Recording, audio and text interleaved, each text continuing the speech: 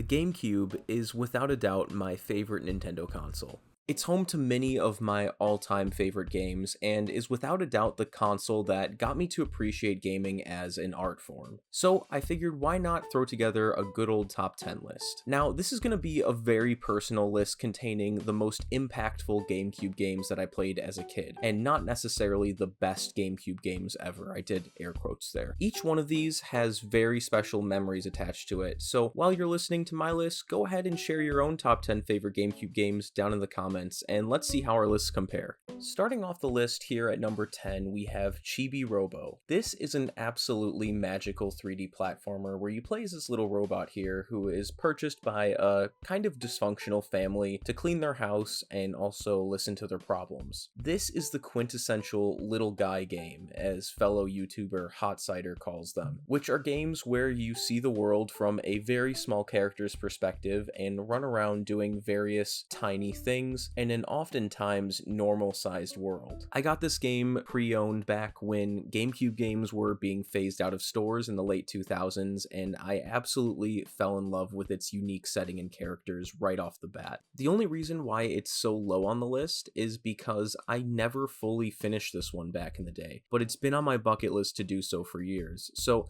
I'm thinking this will be the year where I finally revisit this one and talk about it more in a future episode of Backlog Journal, so stay tuned for that. And now at number 9 here, we have Mario Party 5. This was one of the games that I got with my GameCube on Christmas morning back in 2003, and it was also the very first game that I played on my brand new GameCube. I remember being so excited to start this one because it had just come out that November. I remember staring at these little screenshots of it in this little GameCube pamphlet I got at Target that year as well. I'll never forget the first time that I booted this one up. I started a 50-round game because I had no idea how long that would actually take, but I just sat there and played Mario Party 5 by myself for hours, and it was great. This Mario Party in particular holds a very special place in my heart because it's the first Mario Party I ever played. It is definitely the one that I revisit the most out of the 4 entries that we got on the GameCube as well. Number 8 on my list is Pokemon Colosseum. We picked this one up from GameStop when I was around 10 years old, and at the time I was hot off the heels of my very first Pokemon game, which was Leaf Green version on the Game Boy Advance. And I have to say, going from the GBA to this knocked my little socks off back then. It was so cool seeing Pokemon battles in full 3D on the GameCube. This was the game that really got me excited for the future of Pokemon back then. It felt like a huge step towards the expressiveness and just extra character that Pokemon were given in the TV show, and the TV show is what actually got me into Pokemon all those years ago. I remember at the time we had recently moved, and I heavily associate this game with our first summer of living at that house. I had a nice little setup consisting of a beanbag chair in front of an old CRT in my bedroom, and I really wish I had some pictures of that setup. Anyway, my dad never wanted to turn on the AC that summer, so I was really feeling the heat while exploring this desert-themed Pokemon region, which made for a very immersive experience. One thing that was kind of tough about going from the Game Boy games to this one was that you could only save at save points, whereas in the Game Boy games you could save wherever you wanted. Stuff like this used to really stress me out as a kid because you never knew when your parents were just going to tell you to turn the game off and you had to go do chores or something like that. So I remember secretly leaving the console on some days when we had to be somewhere or I had to be doing something because I didn't want to lose any progress. Sorry, Dad. Anyway, next up here we have Sonic Adventure 2. Now, don't worry, I know that this was originally a Dreamcast game, but unfortunately I did not grow up with the Dreamcast. But the port of this game to the GameCube is definitely what made me a Sonic fan back in the day, but thankfully not the weird kind. But man, how can you blame kids for becoming weirdly obsessed with Sonic when they grew up with this game? Just look at how cool he is. The cutscenes, the music, everything about this game just made the little dopamine receptors in my brain go crazy back in the early 2000s. I loved how you got to play as so many different characters as well. Of course, Sonic and Shadow stages were the best, but I loved playing as Knuckles and and getting to fly around looking for the Chaos Emeralds. Knuckles is so cool. He's always kind of been my favorite Sonic character, probably because he has the least embarrassing dialogue most of the time, but back then I wasn't really consciously thinking about that. I just thought he was cool because he was like kind of grumpy and stuff.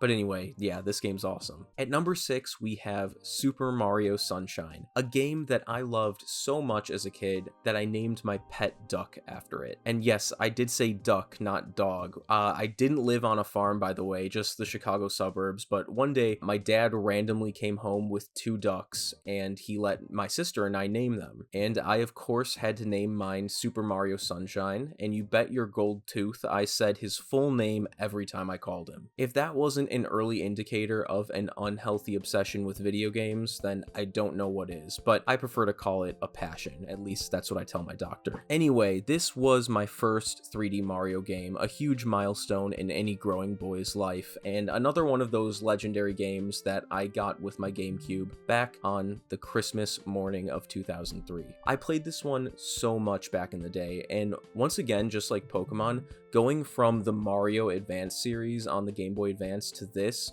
my mind was just exploding. These levels just seemed so huge to me back then, and I spent countless hours exploring them and trying to collect everything I could. I'll never forget just how exciting it felt each time I unlocked a new level. My favorite was always Pina Park with the roller coasters, and I always loved this sunflower field as well. I used to play this level specifically over and over again as a kid, but not only that, I used to start this game over and play through it from the beginning like multiple times a year, pretty much until Mario Galaxy came out on the Wii. Good times. I don't really replay games as often anymore, but lately I've been thinking about how I would love to set aside more time to do just that and make videos focused on more of my old favorites. Anyway, here we have number 5, which is Legend of Zelda: The Wind Waker. This was my first Zelda game and probably my favorite from the pre-Breath of the Wild era. You honestly can't really even compare the pre-Breath of the Wild 3D Zelda games and the post-Breath of the Wild 3D Zelda games because they're just like 2 different genres now, and that's totally fine. I love both. Anyway,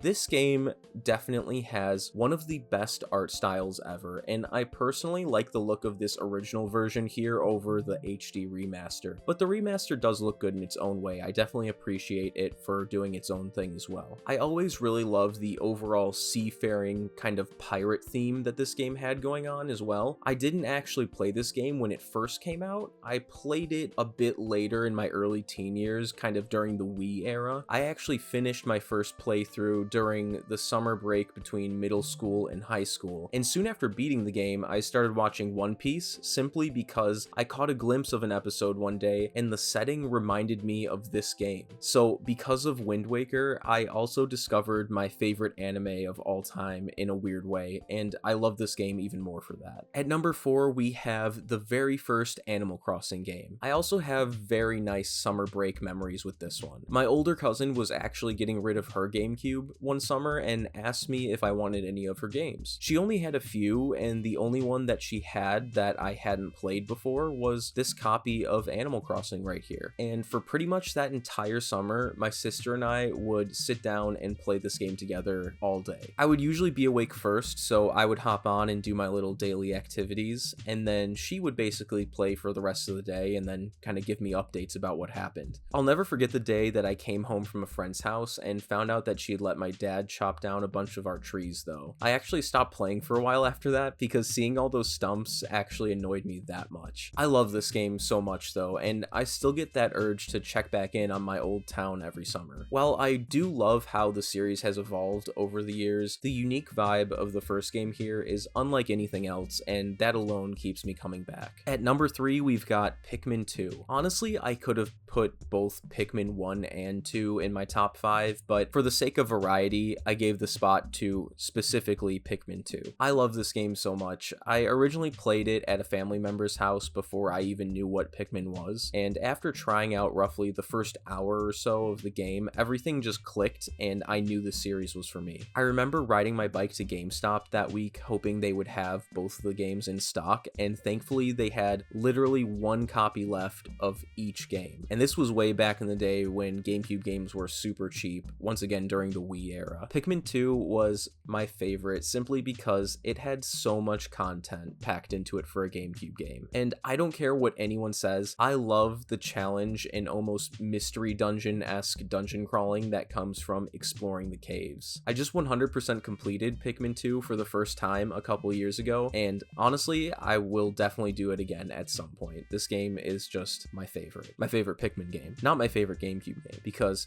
next at number 2, we have the legendary Paper Mario: The Thousand Year Door. I will never forget reading about this one in Nintendo Power and just how long the wait felt until Christmas of 2004. It was so worth it though. This was the first JRPG that I ever played on a home console, and I have to say, this one really set the bar high. This game has such a memorable world that I'm always down to revisit, amazing quirky characters, and of course, one of the best turn-based battle systems ever. I remember sitting down with the strategy guide open and just trying to squeeze every single bit of content I could out of this game when I was a kid. This was another one that I have replayed so many times throughout the years, and a funny memory I have with this one is that when I got it on Christmas, my one and only memory card at the time was full, and of course I didn't want to delete anything off of it. So I literally played this game for about a week without being able to save, and I just kept starting over from the beginning each time I turned the console off.